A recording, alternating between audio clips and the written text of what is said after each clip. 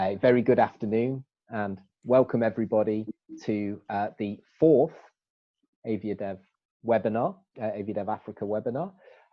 Obviously, what we've been doing with these webinars, for those of you who joined us before, is focusing on different aspects of the African aviation industry. The previous three webinars have gathered industry leaders. We've done one with some of the key African airlines, and we began the series by taking the pulse of the industry and the continent through our local media partners. And now all of those sessions are available to watch back in real time on our YouTube channel. So just go into YouTube and search for AviaDev. And you can also listen to the audio of those through our podcast, which is AviaDev Insight Africa. Before we start, as we do every single week, I want to state that obviously, as the COVID-19 situation is ever progressing across Africa, across the world, of course, the health of our populations and our loved ones is top of mind. It always comes first. So please heed the advice of the World Health Organization and the respective governments, and do sort of stay safe wherever you may be and wherever you are joining us from today. In terms of the setup today, I just wanted to introduce myself to each of you who don't know me, and a lot of you do. I'm John Howell. I am the CEO and founder of AviaDev. We are an aviation development conference which is dedicated to improving air connectivity to, from, and within the African continent. Our 2020 event was due to take place in beautiful Madagascar, which you can see there in red, the red island, on the screen at the moment. Unfortunately, of course, it's been postponed until the 28th to 30th of September, so we look forward to welcoming you all there. I'm also the host of the only podcast dedicated to African aviation. That is called AviaDev Insight Africa. This can be downloaded for free across pretty much all platforms. So there's an app in the App Store and the Google Play Store. It's on iTunes. It's got its own website. And today we're going to be talking about non-aeronautical revenues and how the approach of Africa's airports can and must change post-COVID-19. Now, we aim to make these webinars as positive as possible and to also deliver our audience, which obviously is airport professionals and people involved in that part of the business. We want to deliver something tangible you can actually implement into your business. So before we get on with the session, I just wanted to share some housekeeping with you for those of you who are joining us for the first time.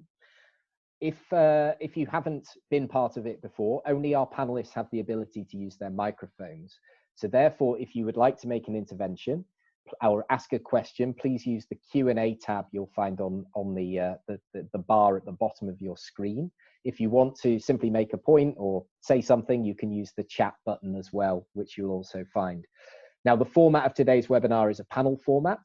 And after the webinar, as discussed earlier, we'll send a copy of the recording and the slides to you and upload the webinar to YouTube.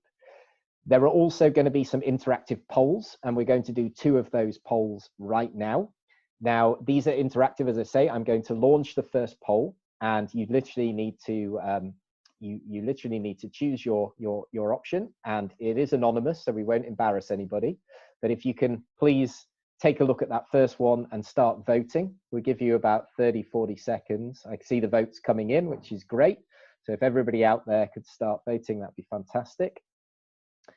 And I will share the results with you very shortly. We'll give it another 20 seconds or so. So what is the share of non-aeronautical revenues for African airports as a percentage of total revenues? Less than 20, 20 to 40, 40 to 60, 60 to 80, or more than 80. Okay, we've got about 40 votes. I'll give it another 5 seconds to get those last couple of votes in, and then I'll close the poll. Okay, we've got a pretty good sample there, 43. I'm going to end the poll there, and I'm going to share the results with you. So the majority of people are saying less than 20%, 39% 20 to 40, and then some of the optimists 40 to 60 and 60 to 80. So Marcel will shortly show us the results and the actual number and share that with you. But you're in the right ballpark there. And the second question is sort of looking into which area of non-aeronautical revenues do you think offers the greatest opportunity for African airports? So is it parking? Is it rental cars? Is it retail? Please vote now. I can see the votes coming in. That's fantastic. Is it property? Is it food and beverage? Where do people think, again, the growth is coming from currently, and obviously post-COVID, where do we see there will be some value in developing this? So I'll give it another 5 seconds or so. We've got another 40 odd votes in. So last 5 seconds to vote, and then I'll close the poll, and this will set the agenda for the next part of the session. Okay, closing now, and I'll share the results with you. So quite spread, although I think what you can see is that property and real estate and retail followed by F&B. So people are not sort of thinking rental car or parking as such. So that's quite interesting. So we're going to have a look at those stats now.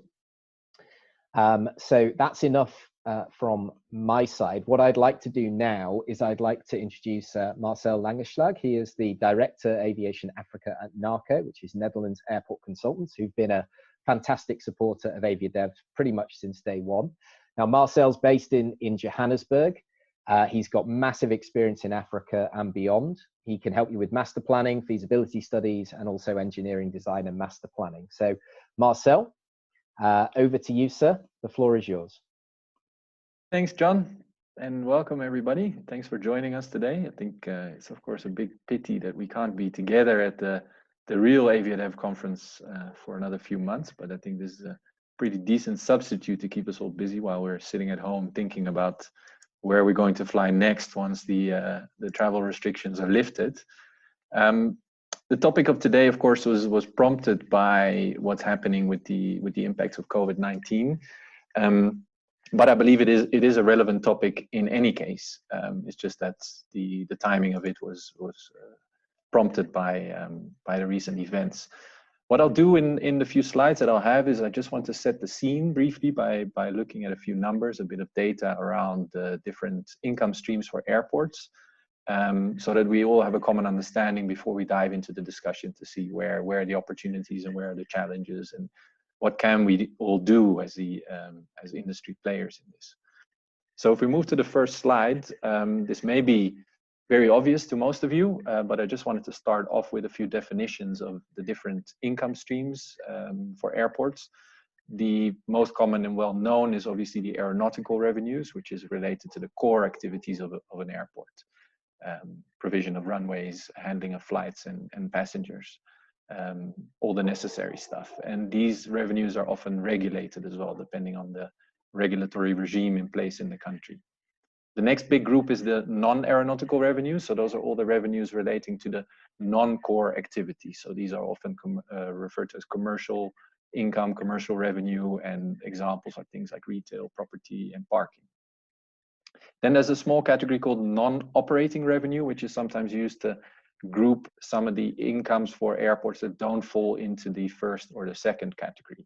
So it's unusual incomes like grants or subsidies or sale of certain assets. The two important ones in our discussion, I think, will be the aeronautical and the non-aeronautical one. So moving to the next slide, I've taken a few snapshots from the recent ACI advisory bulletin, the Airports Council International.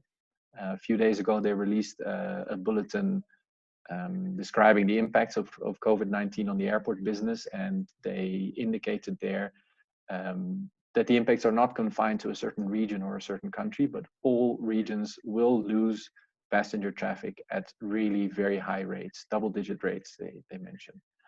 On top of that, in terms of revenue, the industry may lose up to about half of its revenue by the end of this year. And that amounts to about $76 billion US. Those are serious numbers, of course. What the ACI does mention in the light of severely hit passenger traffic is that cargo business will continue to a large extent, and that it is essential that it continues for serving the economy and for fighting the ongoing pandemic. So that's an important thing to note, and I'm sure we'll touch a bit more on cargo at a later stage. Then the next 2 points are really what prompted this discussion, is to say that non-aeronautical revenues, they provide a means of diversifying airport income. And by diversifying your income, it means you're less exposed to a downturn or certain risks in one particular area. However, we want to make it clear, and the ACI also made it clear, that the current crisis and the impact of COVID-19 is so widespread that even airports with a high percentage of non-aeronautical revenue would not be spared. So non-aeronautical revenues are important. They're by no means a silver bullet, and they're by no means the way to survive a crisis like this. But because they are important, and because they do offer a way of diversifying income streams and reducing risk, it is important to look at how we can increase those things. So then moving to the next slide, the data that I'm presenting here is from the ACI economics report. I believe it was, the last version was released in 2018. ACI do this survey every few years amongst their airport members around the world to see what the incomes and expenses look like for the airports. The last time they did this survey was in 2017. So that's where the data comes from. So you might wonder why is the data a few years old? Well, that's simply the only industry-wide data that we have available. So what this first graph shows here is the overall worldwide split into the three categories of airport income streams. So the largest, 56%, is still aeronautical, the core business, while almost 40% is non-aeronautical and a very small percentage is non-operating. So that was worldwide. If we now split that out into the different regions, that's a slide you can see here. Worldwide around 55%. What you see at the bottom there is Africa relies, or African airports on average rely for 69% of their revenues on aeronautical business. So that means 26% is non-aeronautical revenue. And now if we look at the poll earlier, I think more than half of you said the share would be less than 20%. So that's a little bit too pessimistic, but about 40% of you said it's somewhere between 20 and 40%, which is spot on. So well done to most of you. And I don't think there were very many that said more than 80%. So at least you were all in the right range, at least in the right ballpark. I think the interesting takeaway from this slide is, of course, that out of all the regions in the world, African airports have the lowest share of non-aeronautical revenues. And that's exactly why this discussion is very relevant, I think. Next slide, please. What we see here is an evolution over about 5 or 6 years of the aeronautical revenue and the non-aeronautical revenue per passenger. So this is on a per passenger basis. You can see that aeronautical revenues are just above $10 per passenger on average worldwide, whereas non-aeronautical revenues are sitting somewhere around $7 per passenger. So this is an interesting thing to note, that of course, airports still make more money out of aeronautical revenues. The other interesting thing to note from this is that the growth rates, which are noted on the right, the compound annual growth rates, are very low. For both aeronautical and non-aeronautical revenue, these rates don't really grow very much. So it means they're relatively stable. And that would suggest that the best way to grow your revenues is to grow the number of passengers. However, this is an industry average. So for individual airports or for individual regions, there may be more opportunity to even grow these revenues per passenger by doing certain things, focusing on certain aspects of your business, which we can talk about today. Next slide, please. So now when we're looking at the non-aeronautical revenue, this is how it's broken down industry-wide, again, the global average. You see that retail concessions are close to about 1/3 of all the revenues. Car parking is a good second with more than 20%. And together, those two, retail and car parking, make up about half of all the non-aeronautical revenue. So they're by far the most important aspects of non-aeronautical revenue for airports. Third comes in property and real estate. And after that, we have rental car concessions, food and beverage, and utility charges. Something like advertising, which is often a very obvious opportunity and something that we all think about when we walk around the terminal building and we think about non-aeronautical revenue, is actually a relatively small share of non-aeronautical revenues, just over 2%. So this is interesting to see where the opportunities lie, where are currently the greatest shares of revenue coming from. Where the opportunities lie, of course, also has to do with the way these revenues grow. So on the next slide, you can see the year-on-year change from 2015 to 2016 of a selected number of these non-aeronautical revenues. So what we see here is that food and beverage is by far, or at that time was by far, the fastest growing source of non-aeronautical revenue. followed by retail and car parking. Now, what we saw is that property and real estate is the third biggest share, but it's actually one that's growing relatively slowly.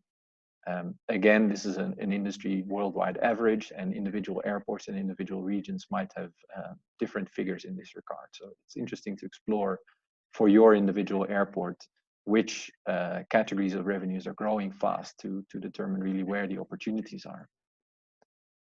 Next slide, please.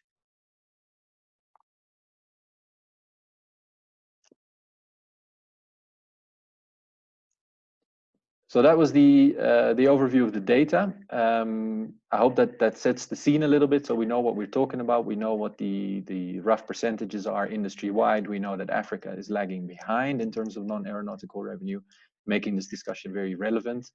So then I'd hand it back to John to get the discussion started. Thanks, Marcel. And it's great to see those numbers, and obviously we canvassed opinion there of the audience as well. And it was you were all pretty much on the button there. Very interesting that obviously we've been seeing a lot of growth in food and beverage, and obviously these are historic numbers. So the conversation today is where should the focus be in terms of for the future. Now, the first person that I want to come to as part of our panel is Pieter van der Horst. He is an expert in airport city aerotropolis development and also in generating non-aviation revenues. Now, he's the managing director of AIREA, an airport city development and consultancy firm. He's airport city expert at NACO alongside Marcel and some of our audience members. But he is also somebody who was previously worked for Schiphol Real Estate. He joins us today from Amsterdam as well, and he was responsible for the development and master planning of the landside part of the airport, which is obviously for those who've experienced that airport, it's a joy to pass through, and I hope we get to do that sooner rather than later. So Pieter, I wanted to come to you because you've got a lot of experience in terms of the airport city side. So and that's a term many of our attendees will have heard, but maybe some haven't as well. So how do you see the current situation as an opportunity for our airports to rethink and diversify? Yeah, that's a good question, John. Thanks for introducing me. First, I'd like to mention that I'm a little bit nervous because this is my first webinar where I'm in as a panelist. You know, I'm used to standing on the podium, and that's somehow I get used to this, used to that, but I'm not used to this yet because I do experience some nerves. But okay, I will try to do my best. What I've been thinking about the last couple of weeks when the COVID-19 virus became active, and also how airports could, or maybe in the past should have reacted or worked on that, is that maybe they should have focused on what I call now non-passenger revenues. Marcel was already explaining the non-aviation revenues, but also he told us that even if you do have a lot of non-aviation revenues at the moment as an airport, it's still going down because revenues are still going down rapidly. Because 9 out of 10 of these revenues are still passenger related. If you look into food and beverage, retail, parking, but even if you go to a conference that's maybe at the airport, so part of commercial real estate, hotels, conference centers, etc., are all passenger or at least partly passenger related. So in these times, all these revenues will go down rapidly. The only one actually of non-aviation revenues that is not related to passengers is the commercial real estate associated to offices. Maybe a few other types of real estate as well. But everything related to commercial office space that's being rent out has a completely different cycle of revenue generating. What happens usually in the real estate market is that you sign up as a tenant, you sign up for 5 or 10 years. So let's say an airport develops and keeps their own office buildings in their own portfolio. If you have done that in the past, then nowadays you will still have the income of those rents coming in. And because the contracts are 5 to 10 years, you will see that actually it will go down in the future, right? If this turns into a global crisis where the economic results will be seen throughout the entire economy, then you will see that also, of course, the real estate market will be affected, and that rents and turnovers, etc., will go down, but on a totally different pace, right? So the end of this year, for example, maybe a few contracts will run out, but definitely not all, and then the next year again, and the next year again. So actually, you will keep up with generating, well, quite substantial amount of revenue, at least for a certain period of time, but that's a period of time is years actually, instead of the passenger income that actually could be over in a day, like we have seen the last couple of weeks. So the focus on non-passenger revenues could be interesting. The other one that's partly non-aviation revenue is the cargo business. Also, Marcel already introduced that a little bit, but also cargo, of course, is not passenger related. And it's partly part of non-aviation revenues because it also has to do with leases and land leases or building leases, etc. And partly it is probably aviation revenues because it also involves handling fees and other things directly related to the aviation industry. Although it doesn't mean that there are no difficulties in these markets. Right, cargo and even commercial real estate also are affected nowadays. One of the things that you can see at the moment is that the belly load, of course, of the passenger planes is gone. So where's the supply of the space for cargo? That's actually a lot less nowadays, of course. So what you're seeing now is that old cargo planes are being put back into business. And that's, of course, not really efficient. Because they consume a lot more fuel. And what you also see is that some of the passenger planes actually have been rebuilt in a very short time into sort of a cargo plane, and cargo is being transported by that. But the business is not used to that, right? So we are used to actually having two streams of income in one plane, the cargo and the passenger. And now all of a sudden it's only one stream. So prices will go up in the cargo business for the transport. And also you see that some of the industries that use the cargo, the airplane for cargo, are also really much affected, right? A simple example, in the Netherlands, we have the biggest flower auction in the world, and a lot of flowers actually have to be destroyed because they're not being sold and transported anymore. So even cargo business is affected in a way, sometimes also by the products that are not being delivered anymore. So there's a lot of changes also on that side.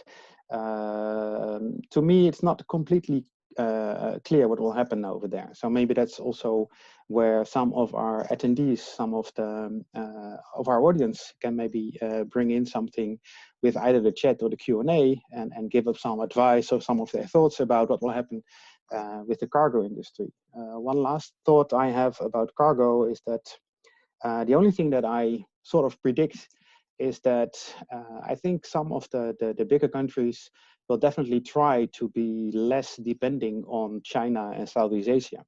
What you have seen the last couple of weeks is that we're very much depending on some of the goods coming in from China, and if all of a sudden this is cut off, then we have a problem. So I think in a political sense that probably there will be some manufacturing going on back in Europe or Africa or the USA, where at the moment it's being done in Asia. So that could, in the long term, also affect, of course, the cargo business for planes. Last thing maybe is something like strategy, how to do it and go there. Well, that's of course very always very difficult. I could say you could hire NACO to look into that. Well, I already said it now, so I think that's already a good start. I had to say that myself, I'm sorry. No, but of course you have to have a plan to get into that. But I think this hopefully will be over soon, but it might not be the last time we face something like this. So what I introduced today as being the non-passenger revenues could be a good thing to focus on. So my advice would be to, for the airports in Africa, to look more into commercial real estate. Just look into being a business area also next to being an airport. You have the facilities already. The landside connectivity of airports already is very, very good, 9 times out of 10, and that's also beneficial if you want to start up this business area at your site. So you have some advantages over other areas over your competitors. So that's one. And cargo is probably something that airports already do look into a lot. But it is interesting also for times like this to have a good strategy and implementation and reserve some of the budget.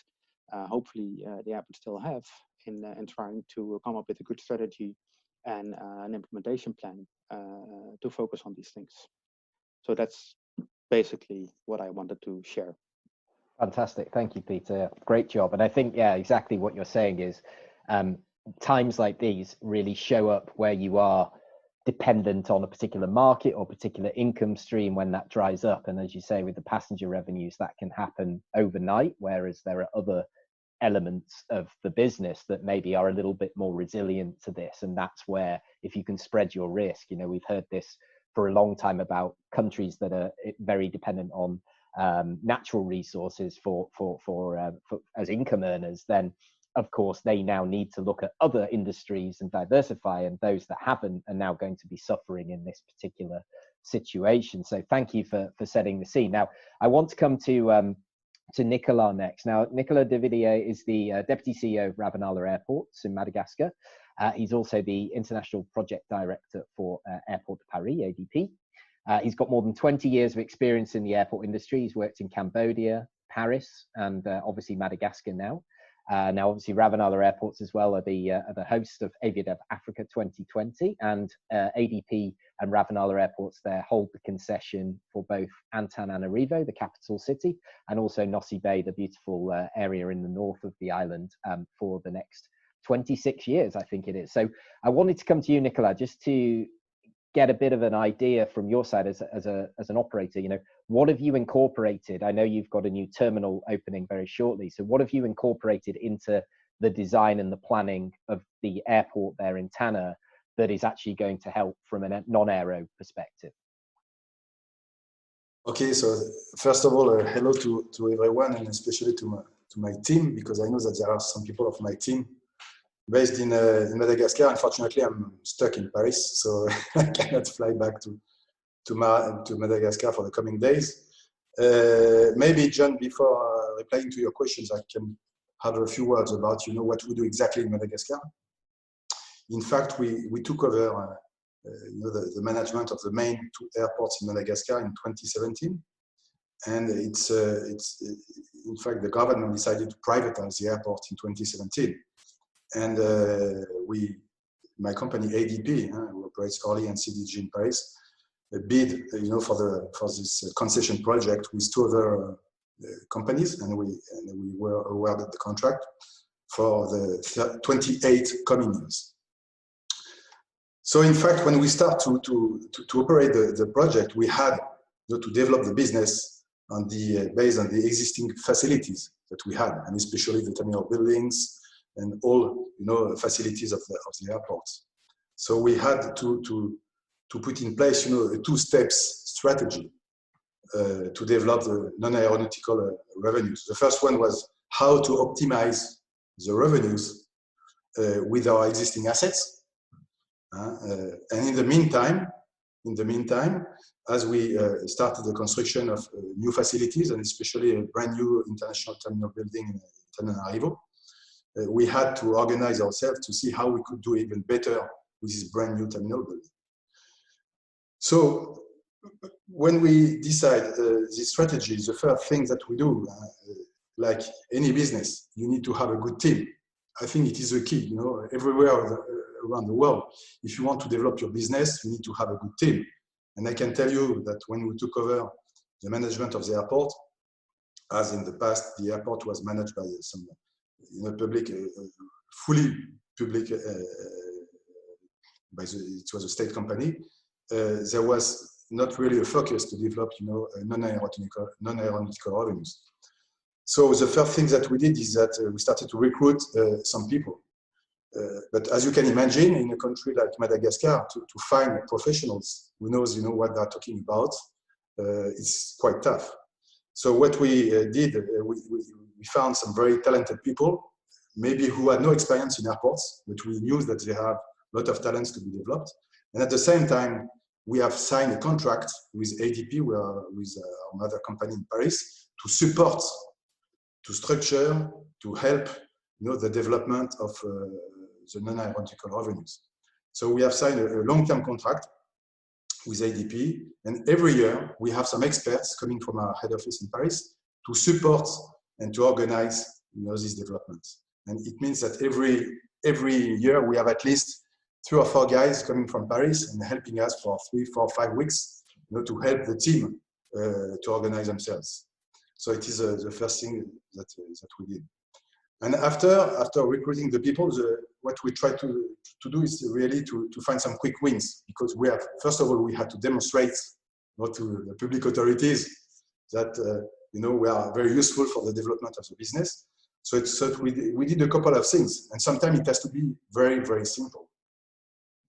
You take over an airport, and after you just look at all the sub-concessionaire, you look at the way you do business, and you realize that in many areas, there is no contract, the contracts are not very clear with your sub-concessionaire, that the people, there is no meeting, which is done between the sub-concessionaire and the airport company. So you just have to put in place some follow-up meetings, committees with each stakeholders, with each company's subcontractor working with you.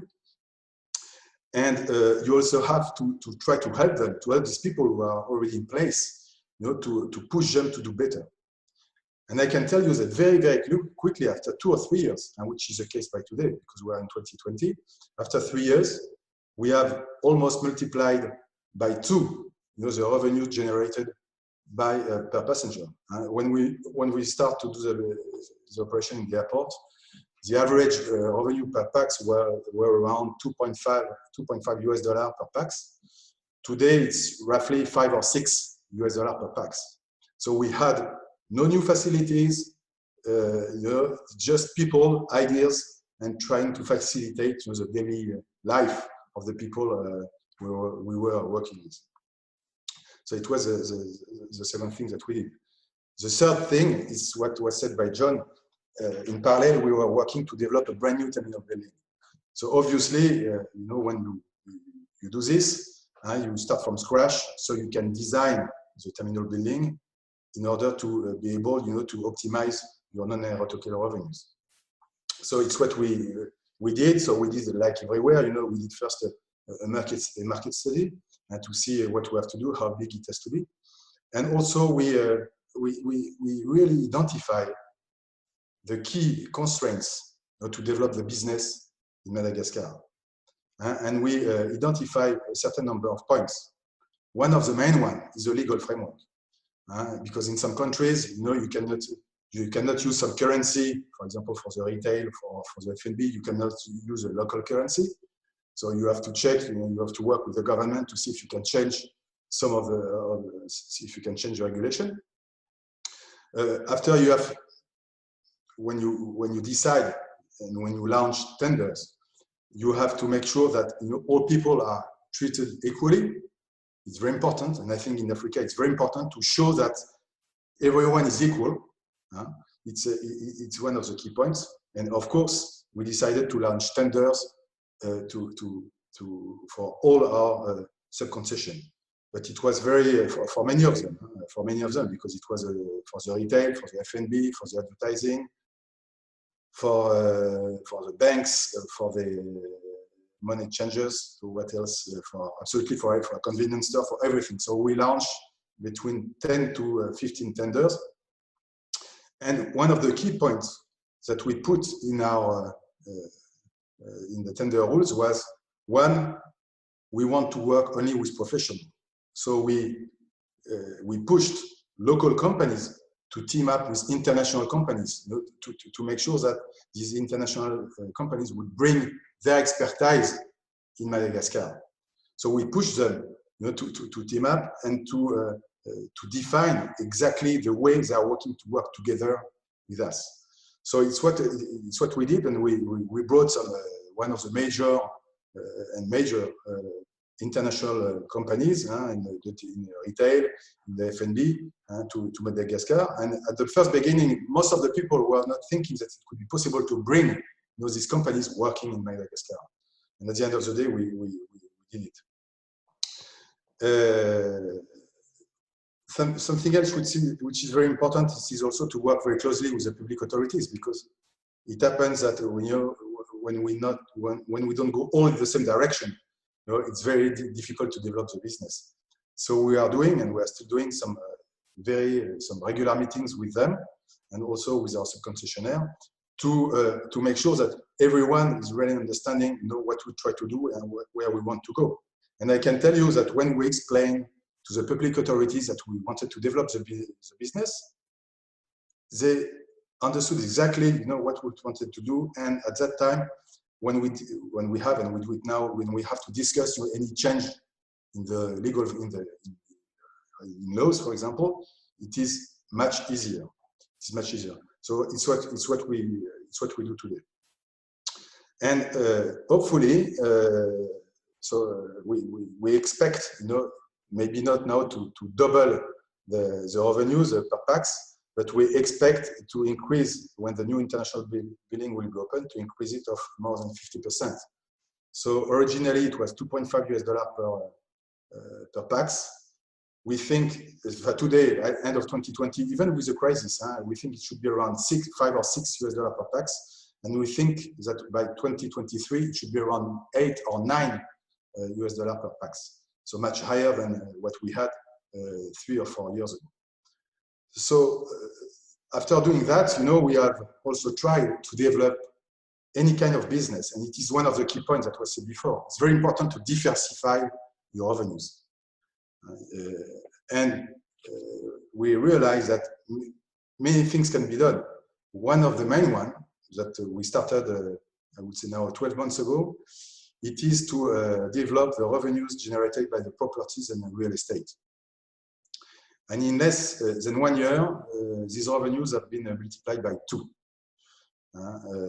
which is quite incredible, because we are not thinking that we could go so fast, by just discussing, with our existing people working in the airport.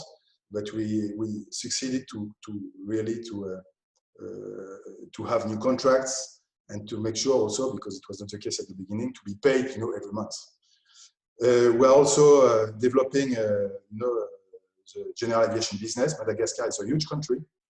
The quality of the roads are very bad, and general aviation is one of the key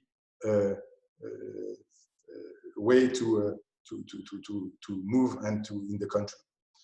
We're also working on a project that should be launched by the end of this year to develop the freight, because for the timing, the cargo, we have a huge growth, but the level of the quality of the infrastructure is very poor.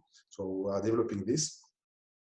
And in parallel, we are working on 2 additional projects, which is the in-flight catering, and to build one hotel just next to the airport. So it's what we are doing today. And after 3 years of being there, we have been quite impressed, because most of the figures that we put in our business plan have been reached, and we think that it should be even a bit better than what we were thinking initially. That's fantastic, absolutely. And I'm going to come back to you shortly, Nicolas, to ask you about how you achieved that doubling of the revenues without having to invest huge amounts, because I think a lot of people are going to want to know the answer to that. What are the tips and tricks as to how to do it? Because of course we're short on investment potentially at the moment, so we're looking for those quick wins, and that will be somewhere that we go. Now I want to come to last but not least to our final panelist, which is who is Chloë Greenbank. She's the editor at Regional Gateway. For those of you who don't subscribe or read the magazine, it's absolutely fantastic. It's focused on the global airport community. Now Chloë herself has lived in Rwanda. She worked with one of the world's leading travel media companies, has really spent a lot of time there, and is really invested in Africa as well, and did a lot of the in-flight magazines for the airlines as well. So I want to come to you, Chloë, to talk a little bit more about, is this an opportunity for airports to look at solutions around technology and whether these are going to be more required, because of course we're changing our behavior in terms of the way that we now interact with people and that we travel. Yeah, so hi, John. Thank you to you and the AviaDev team for putting this webinar together. It's clearly, a topic that's spiked a lot of interest, judging by the comments that are coming through and the people that have signed up. I'm certainly no expert on airport planning, but I am a pretty well-traveled passenger. I think of myself as a non-aeronautical revenue manager's dream. I'm the passenger that arrives early at the airport to ensure I get to optimize my time. I know the restaurants that I like to go to at certain airports, those that I visit frequently. If I want to buy perfume or something from duty free and I know I've got a trip coming up, I'll wait until I go on that flight to buy at the airport. And increasingly, I like to have that information at my fingertips. So, on my mobile phone, whether it's an airline or an airport app, I like to know what I can expect at the airport and what I can buy when I'm there. So, understanding behavior, passenger behavior is key. And again, I'll behave differently if I'm going on a long haul or a short haul flight in terms of the amount of time I might spend at the airport and how I'll use that time. And understanding how the terminal is laid out, which shops are where, what's near my gate, where I'm boarding. Obviously, Africa is particularly interesting. Many of the airports that I've traveled through personally have a pretty basic retail and food and beverage offering. It is starting to change within the bigger hubs. But there's still only a handful of African airports that accommodate more than 5 million passengers per year. And that's something that we can't ignore. And even, around the world, I think it's 80% of the world's airports have fewer than 1 million passengers. So that's something we have to take into consideration, in terms of the number of passengers that are coming through and the services that are available to them. But obviously, prior to this current scenario, ACI was certainly lots of associations were forecasting great passenger growth across Africa's aviation sector. And ACI, I think, have forecast that by 2040, there'll be 450 million passengers traveling in and around Africa. So, it's important that the airports are looking at how they can harness the benefits of their non-aeronautical revenues.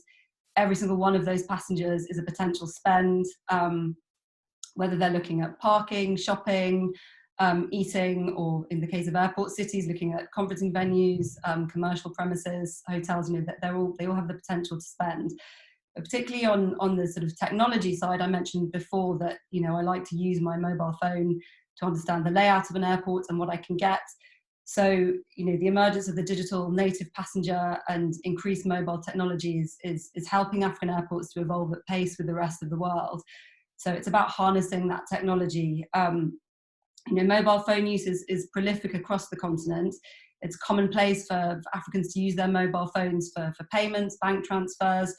So how can that be optimized? Passengers are increasingly seeking secure, seamless, personalized journeys. So with the technology, how can we leverage that in terms of payments being made through mobiles while you're at the airport, pre-ordering goods, sending alerts to passengers before they fly, so what they can expect at the airport, what they can buy, if they can pre-order food perhaps, is that something that's on offer? And also how can data be extrapolated about a passenger?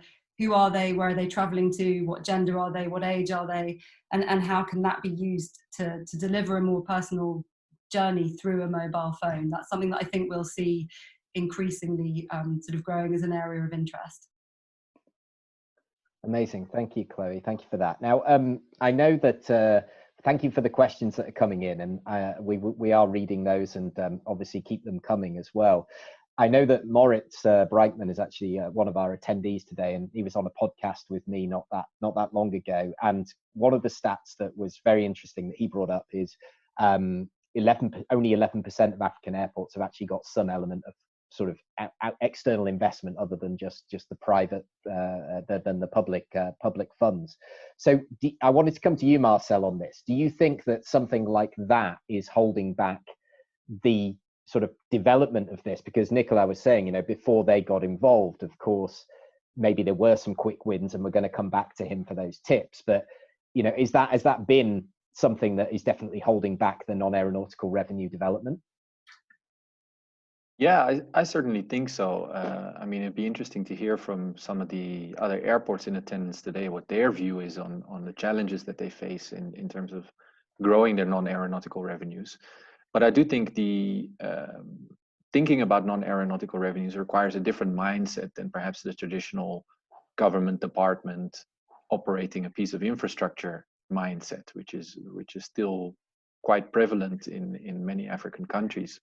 So I do think that airports that have private investment or private involvement, particularly on the operations management side, are in a better position to capitalize on opportunities for non-aeronautical revenue, simply because they have the commercial mindset, and they may have better access to the skills and the expertise needed to develop the non-aeronautical revenues. Those type of skills are typically private sector related. I mean, they're commercial revenues, they're commercial businesses, so they require people that know how industries work, how, for example, the property industry works, how the retail, food and beverage industries work.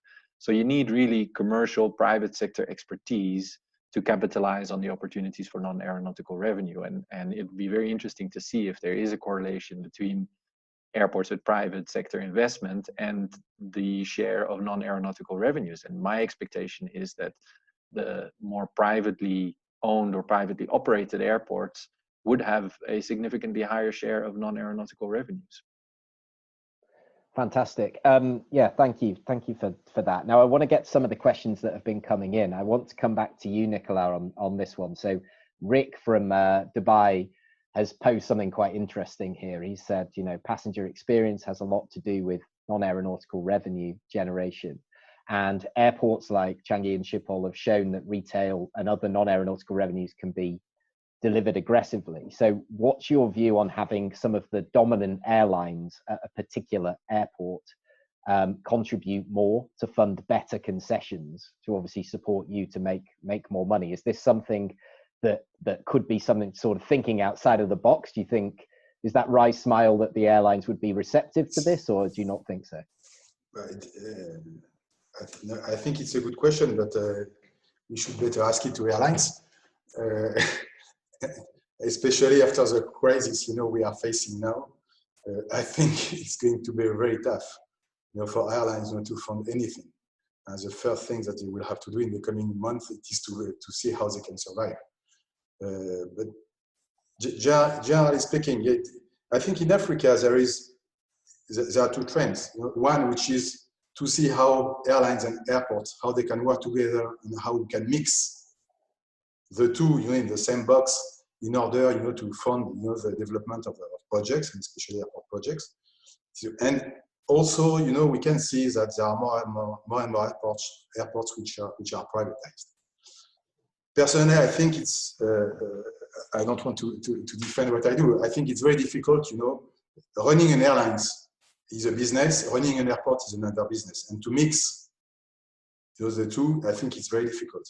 But what can be done? What can be done? Because, you know, in our case, it's what we do in Madagascar, but we don't only work in Madagascar. We work in a few other countries in Africa. The Ministry of Transport or Civil Aviation, you know, is a regulator. And in our case, for example, you know, we pay a concession fee to the government, and this concession fee is used in our case, you know, to help and to develop some other airports in the country. So maybe if some airlines can do it, it could be great. I don't know, and I think it's better to use this kind of mechanism than to mix all business, you know, into the same box. It's what we think it is the better way to proceed, and we're pushing on our side, you know, to work in this direction. Fantastic. Yeah, no, I understand that, and I think, yeah, exactly. We've got to be sympathetic to what the airlines are going through as well. And if you ask an airline, they say, "Oh, we're always sort of overpaying for things." Now, I want to come to you, Chloë, because we've had a really interesting question from Sean Mendes, who's Chief Operating Officer at Africa World Airlines in Ghana. Obviously, giving us the airline viewpoint here, and he said, "Do you think that the charge, you know, aeronautical charges are actually going to increase because, of course, movements are going to decrease and the bills don't change?" So do you think this is going to be a natural reaction by the airports in Africa and generally? to raise costs. I mean, we all know that aviation taxes in Africa or charges and taxes that compared to other regions are phenomenally high. That's always been a big talking point and a big issue. I heard recently that aviation, its products are taxed more than cigarette and alcohol within the continent. So, you know, I don't think raising costs or passing the costs back on is a solution. You know, I think one thing that non-aeronautical revenues will do or can do is to help reduce those taxes and charges and recoup some of those costs and contribute towards, build a pot to contribute towards future airport development. So, yeah, I mean, there are no winners in this scenario. You know, I've said that before. There are costs that have to be met. They're being incurred by airports, by airlines. And everyone's got to still make money from somewhere and be able to pay those costs. So, you know, I'm sure ultimately we will be paying slightly higher passenger fares as when we fly. But yeah, it's raising taxes and charges is not going to be a well-received solution, I don't think. I agree with that, but I also can see it happening because, of course, you know, it's a natural place to go.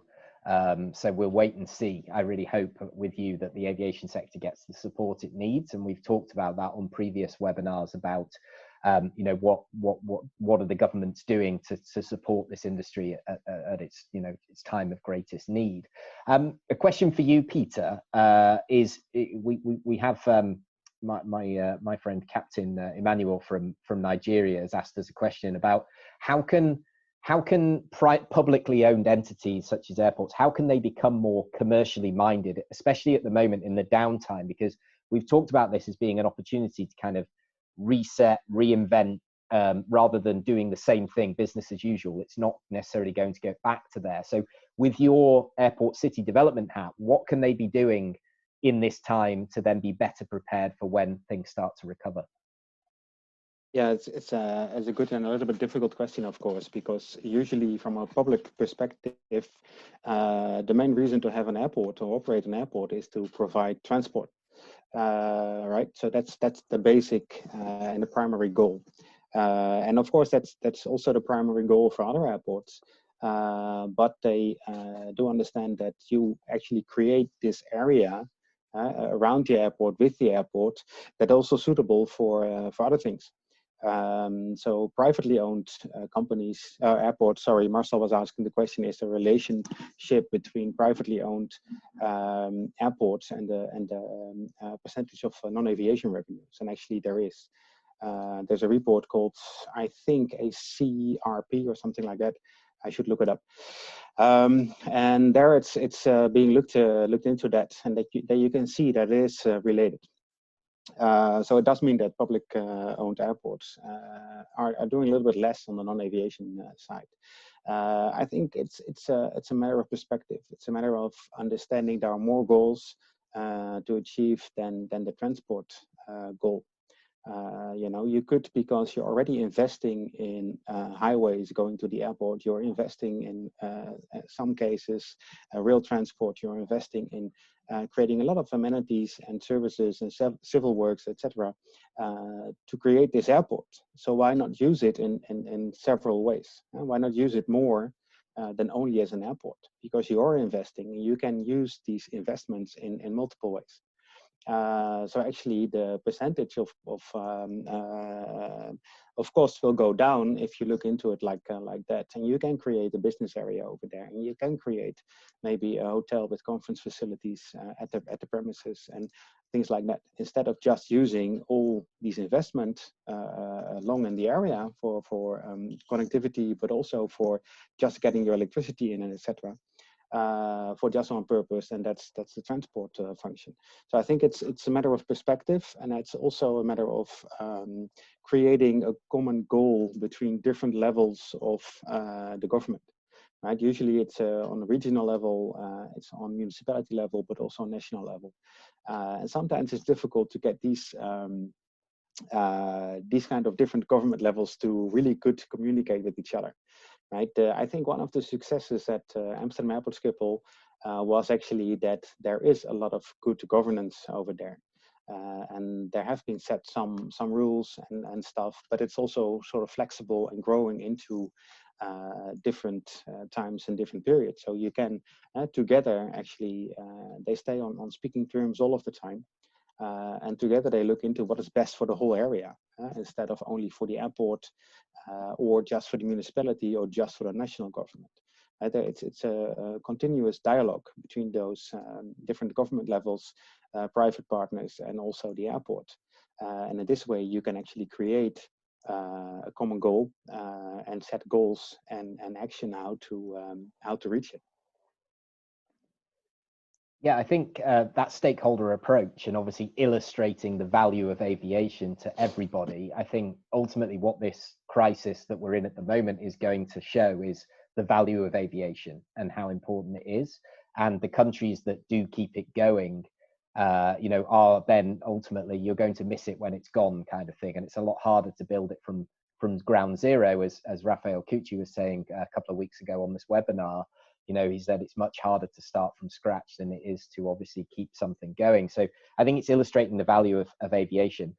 Just before I come to you all for your sort of parting remarks, I've got a question now. I just wanted to pick up on something that the Moritz has put on the chat here, which absolutely I agree with. We have to differentiate. Quite often we talk taxes and charges. Of course, you ask an airport, those airport charges are more likely to come directly into the operation of the actual airport to keep it going. And obviously these airports with a smaller number of passengers have to have a lot of the same overheads as some of the larger airports. Obviously taxes are something that's controlled by government, and quite often there's a bit of a bugbear there from both the airline side when they pay their taxes and the airports as well, that isn't necessarily being reinvested into aviation infrastructure. So I think that's a great point. We have to make that those two things have to be viewed separately. So what I want to do for the final question, just come to you all quickly, because I'm aware it's 1 o'clock now here in the UK, is just to say, what would you be doing now? If you're sat in the commercial department in an airport or in whatever department it is, what would you be doing in this time? So let's start with you, Marcel. Yeah, that's of course the million-dollar question. I think the easiest place to start, or the best place to start, is probably with your existing customers or your existing concessionaires, and the existing services or products that you offer to them. When you think about business growth, there's a nice framework called the Ansoff matrix, which looks at whether the service or product you're offering is existing or it's something new, and whether the customers you are targeting are your existing customers or new customers. And that gives you then a framework with 4 quadrants. The best place to start, in my opinion, is the quadrant of existing customers and existing services or products. So have a look at what commercial revenue you're already making. Make sure that you're on top of that. Like Nicolas said, a very good point that he made was engage with these clients of yours, with these customers of yours. Have a regular meeting, have key account managers on particular accounts, and see how you can grow that revenue that you already have, customers that you already have. It's far cheaper to retain a customer than it is to win a new customer. So I would say start there. Once you have that under control, once you feel like you've got that going and you're really making the most of existing customers and existing non-aeronautical activities, then you can start looking at what additional activities might you deploy or what new customers might you target. So that would be my approach to this. Fantastic. And we do have one more poll for you all before we go, which is now on the screen. So please vote. What are the greatest challenges African airports face in growing their non-aeronautical revenues? So this is a hopefully multiple choice. I think I set it up that way, but if you can vote now, that would be great, just to get a gauge on you know, what actually are your biggest challenges. So yeah, see the votes coming in. We'll give it another 10 seconds or so. Okay, keep coming. All right, still coming. So I'm going to give it a little bit longer and get the number up to about 40. We're nearly there. Okay, that'll do. And I will share this with you now. For some reason it didn't work, but That's very strange. It didn't work, but you did vote, so thank you for that. We'll leave that one as one of the as one of those great unknowns. The technology has let us down there, I'm afraid, because it said you all voted. So you can all get in touch with the panelists post webinar and share your thoughts with them. So Chloe, let me come to you. What would you be advising, or what would you be thinking that the airport should be doing in this time? Well, in my virtual airport, obviously, I think now is definitely the time to be learning lessons. And as Marcel said, look at your existing passengers. What is the data around them? Who are they? Where are they traveling? What do they typically want to do and like to do on a journey? But also look at the expertise within your team, or the skills that you do have within the team. And as Nicolas, Marcel, and Pieter have all said, how can you boost that, and who can you be working with to pick up on the expertise or the skills that you don't have? So go out to the agencies. No airport can suddenly become an expert in how to manage or run their non-aeronautical revenue. They need to go to these agencies like ADP, like NACO, and find out what they can how they can work with them. So yeah, working together and learning, really. Fantastic. And now we can come to Nicolas and say, what are you doing in this time? Thank you. I think two things. First of all, in an airport, you have, I think it is the only way, to have the recovery as fast, to make it as fast as possible, is to sit down and to see what we can do, and especially maybe to release the financial pressure on some sub-concessionaire or on some people who are working with, because for some of them it's going to be very tough. And if they disappear, it's going to be even, I think, more difficult to find someone else to find his place. So it is the first thing. So to discuss, to spend some time to understand what is really the problem. The second thing is, for me, it's what we are going to do also in Paris. It is, imagine that you have an airline, who comes to your airport, who wants to start again, but if they tell you, okay, we want to start again, but we have to fly from, let's take the example, from Madagascar to someone else. But we have no help from on the other side of the world. We have no help.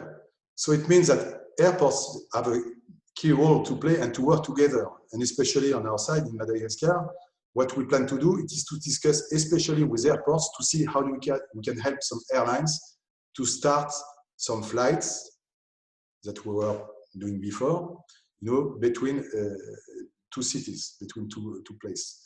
Because we are not going, to go everywhere around the world to try to have some new routes. We are just going to focus on existing routes. But obviously, we want to make sure that if we do an effort towards an airlines, that maybe another airport at the other side of the world is going to make the same effort than us, to start the routes as soon as possible.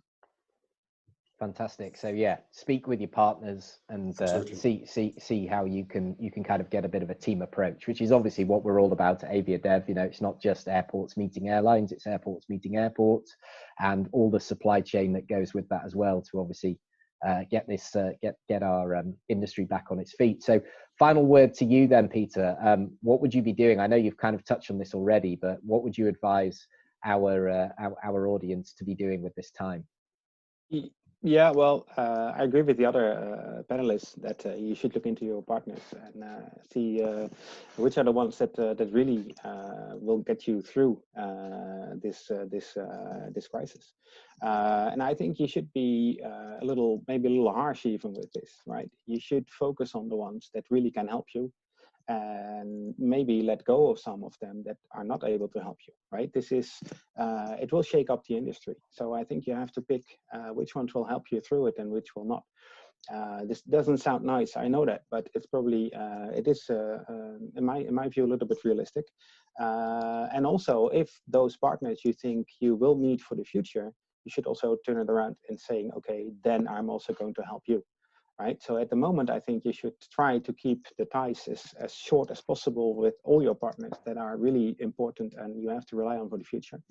That's one. Second one, I think I would be focusing, in my talk earlier, on the non-passenger revenues. Right. So I think you should look into how to become more independent of cargo versus passengers, and also focus on commercial real estate in the future. But you need your whole ecosystem. You need to do that, right? So, and especially I think in Africa, where a lot of airports are publicly owned, then I think you need a lot of stakeholders in different kind of government levels. So that would be my first step.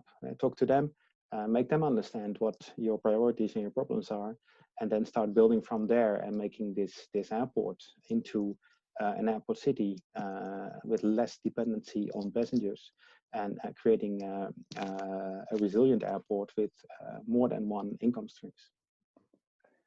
Thank you, Pieter. I think the overwhelming thing I'm taking from today is that now's a time to have those conversations, to keep in touch with people, obviously to reevaluate your operation.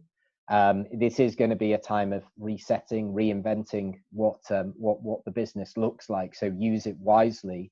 It's obviously what we're doing through this platform as well, is bringing the industry together to just sort of share some ideas, and let's try and build some positivity in terms of putting some of those amazing examples and those suggestions, those recommendations of what to do with this time.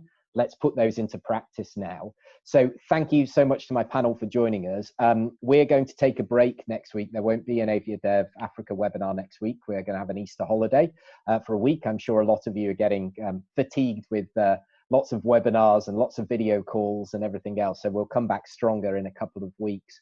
Thank you again to all our panelists. Thank you to all our attendees who are still there on the line right now. We will put this session out on YouTube. It will be available on a podcast as well. So if you prefer listening to it while if you're allowed out nowadays, walking the dog or doing some exercise or going to the shops or driving the car or whatever you're doing, please stay safe, stay well. We will keep engaged, and I'll just unmute the panelists so they can all say goodbye. And we'll see you for the next one very soon. Thank you, John. Thank you. Bye. Thanks, everyone. Goodbye. Bye.